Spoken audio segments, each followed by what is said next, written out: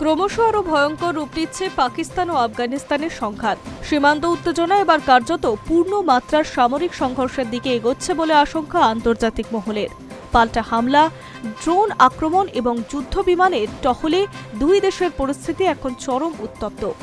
পাকিস্তান সেনাবাহিনীর দাবি, আফগানিস্তানের মাটিতে বড়সড় সামরিক অভিযান চালানো হয়েছে শুক্রবার।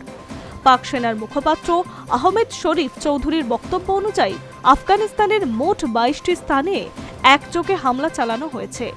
এই অভিযানে ২৭৪ জন তালিবান যোদ্ধা নিহত হয়েছে বলে দাবি ইসলামাবাদের। পাকিস্তানের প্রধানমন্ত্রী শাহবাজ শরীফের নির্দেশেই এই সামরিক পদক্ষেপ নেওয়া হয়েছে বলে জানিয়েছে তিনি। তবে এই সংঘর্ষে পাকিস্তানকেও ক্ষয়ক্ষতির মুখে পড়তে হয়েছে। পাক সেনার তরফে স্বীকার করা হয়েছে, আফগানিস্তানের পাল্টা আক্রমণে অন্তত ১২ জন পাকিস্তানি সেনার মৃত্যু হয়েছে। যদিও তালিবান প্রশাসনের দাবি, নিহত পাকিস্তান সেনার সংখ্যা আরও বেশি, প্রায় ৫৫ জন। আফগান প্রশাসনের বক্তব্য অনুযায়ী গত কয়েকদিন ধরে পাকিস্তানের তরফে সীমান্ত এলাকায় হামলা চালানো হচ্ছিল। তারই জবাব দিতে বৃহস্পতিবার রাতে আফগান বাহিনীর পাকিস্তান সীমান্ত পেরিয়ে পাল্টা অভিযান চালানো হয়। তালিবান সরকারের দাবি, সেই অভিযানে পাকিস্তানের অন্তত ১২টি সীমান্ত পোস্ট তাদের দখলে রয়েছে। যদিও এই দাবি এখনো স্বাধীনভাবে যাচাই করা হয়নি।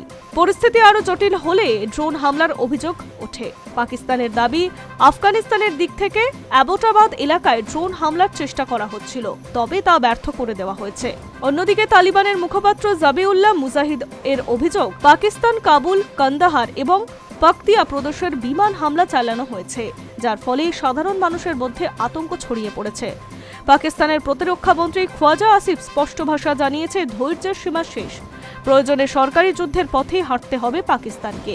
তার এই মন্তব্য পরিস্থিতিকে আরও উদ্বেগজনক করে তুলছে। ইতিমধ্যেই কান্দাহারের আকাশে পাকিস্তানের যুদ্ধবিমানের টহল বাড়ানো হয়েছে বলে জানা গিয়েছে।